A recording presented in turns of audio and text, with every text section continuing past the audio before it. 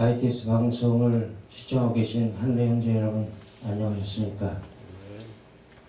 저는 오늘 여러분들이 너무나도 잘 알고 있는, 그래도 하나님의 백성이라고 하는 분들이면 다 알고 있는 마태복음 25장 열처녀의 비유라는 걸 갖고 한번 우리 하나님이 우리한테 어떤 메시지를 주시려고 이 규절을 우리한테 던지셨을까 하는 생각을 한번 같이 나눠볼까 합니다.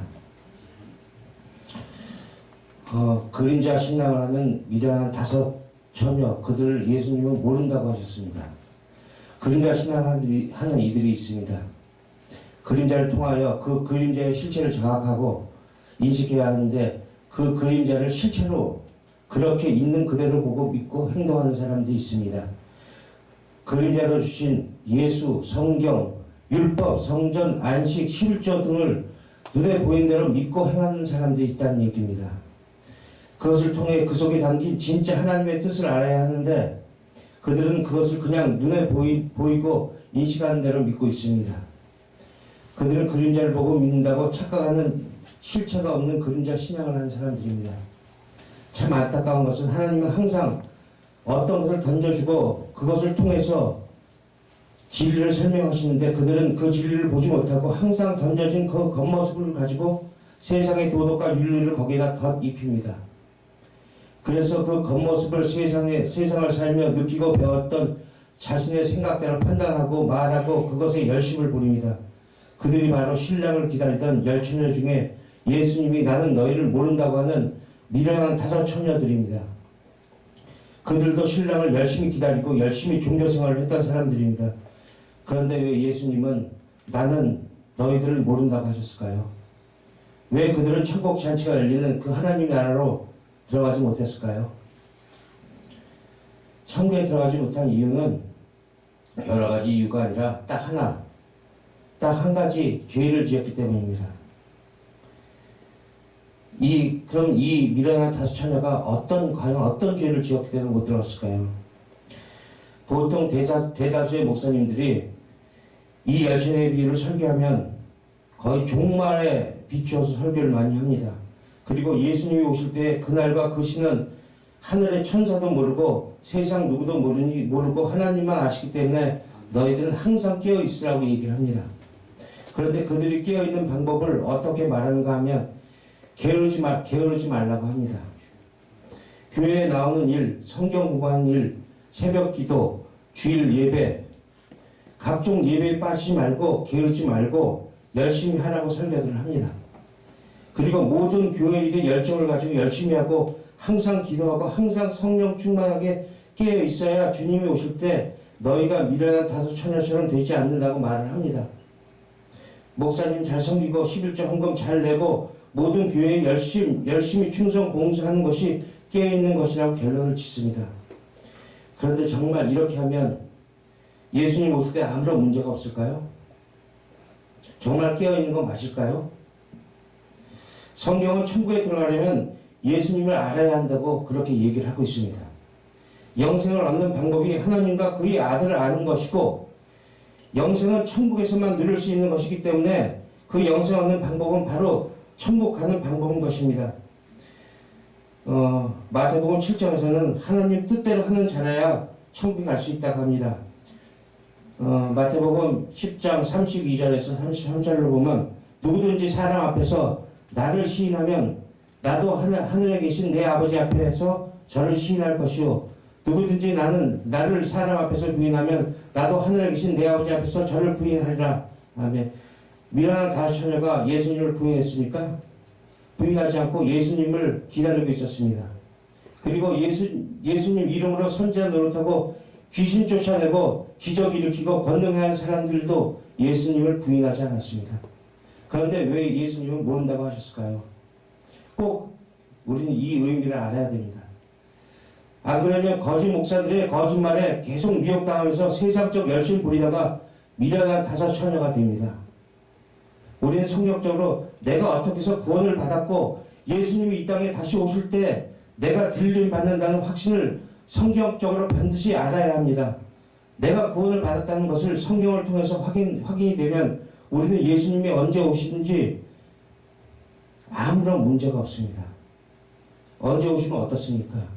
그 아버지가 나를 찾으러 오시는 건데 세상 태어나서 내가 나를 구원하신 그 아버지를 처음 만나면은 정말 황홀한 자리인데 언제 오시면 어떻습니까? 그 말은 예수님이 이 땅에 다시 언제 오실지 모르니까 너희들이 열심으로 무엇을 준비하라는 말씀이 아니라 너희 이름은 내가 다 알고 있으니 그것을 믿고 기다리라는 말씀이에요. 근데 다른 것들 하고 있습니다. 우리가 어린 양의 생명책에 기록되어 있는 것을 성경적으로 분명하게 정확하게 증거할 수 있는 그런 실력이 있으면 예수님이 언제 오시든 우리는 상관이 없습니다. 왜냐하면 그날이 내 아버지를 만나는 날이고 예수님이 나를 데려오시는 날인데 무슨 걱정을 하냔 말입니다. 아무리 끼어서 그날과 그 시를 준비해도 예수님이 너희들을 모른다고 하면 게임 끝이에요. 아무것도 없던 얘기입니다. 그러니까 예수님 이름으로 선지자 노릇하고 귀신 쫓아내고 권능했던 사람들이 그렇게 열심히 종교 행위를 했는데도 예수님이 모른다고 하자 억울해서 대드는 것입니다. 왜냐하면 그들은 자신의 행위가 예수님의 이름을 부인하는 행위인지 그들은 자신 자체가 몰랐기 때문이에요. 미련한 다수와 똑같습니다. 그들은 예수님의 이름을 분명히 알았는데 예수님은 그들의 이름을 몰랐습니다. 왜냐하면 그들은 율법의 덮개에 벗겨지지 않아서 예수님을 알지 못했기 때문입니다. 미련한 다수처럼도 자신들은 예수 이름을 안다고 하는데 실질적으로 예수님을 모르고 있었습니다. 왜냐하면 아직도 자신들은 율법을 가둬놓아 있기 때문이에요. 예수님을 부인한다는 것은 아직도 율법 아래 자신을 가두어두고 그 율법 속에 든 진리를 보지 못한다는 말입니다. 그래서 그들은 예수님의 이름으로 열심을 부렸지만 예수님은 그들의 이름을 전혀 모른다고 말씀하십니다. 진리를 알지 못하고 하는 그림자 신앙은 예수님을 부인하는 세상의 종교와 똑같습니다. 세상의 종교는 예수를 알지 못합니다. 마찬가지로 예수의 이름을 부르지만 아직도 실제를 보지 못하고 그림자에 묶여있는 자들은 세상의 종교와 똑같이 예수를 부인하는 자들인 것입니다. 예수님은 그들을 모른다고 합니다. 그런데 사람들은 하나님의 뜻을 성경에서 찾지 않고 자기 기분대로 하나님의 뜻을 찾습니다. 세상을 살아가면서 그렇게 느끼는 자기의 감정으로 이것이 하나님의 뜻이구나. 우리 대부분 이렇게 생각을 하고 느껴요. 그래서 그것에 하나님의 뜻인 줄 알고 열심을 부립니다. 그것은 하나님의 뜻이 절대 아닙니다. 요한복음 6장 39절로 40절을 보면 내가 아버지께로부터 세상에 내려온 것은 내 뜻을 행하려 함이 아니요 하늘에 계신 내 아버지의 뜻을 행하려 함이라 하셨습니다. 그러니까 하늘에 계신 내 아버지의 뜻은 아들을 보고 믿는 자마다 영생을 얻는 것이 하나님의 뜻이라는 것입니다. 교회를 열심히 한다고 11주 잘 된다고 봉사 구제 열심히 한다고 천국 간다고 성경 어디에 써 있습니까? 예배당에 사람 많이 데려온다고 병 고쳤다고 목사 잘생겼다고 교회에 충성한다고 천국 가다는 말이 성경 어디에 써 있냐 말입니다. 하나님은 절대 이런 말씀 안 하십니다. 그런 행위를 하면서 졸지 말고 깨어있으라고 외치시는 겁니다.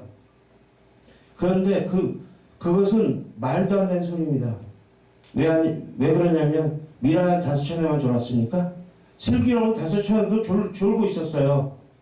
게을러서 천국을 못 간 것이 아닙니다. 우리는 미련한 다수천을 잘 살펴보고 그들과 똑같은 길을 가면 안 됩니다. 그들을 향한 하나님은 너희 소견대로 하지 마. 이렇게 말씀하시고 계시는 겁니다.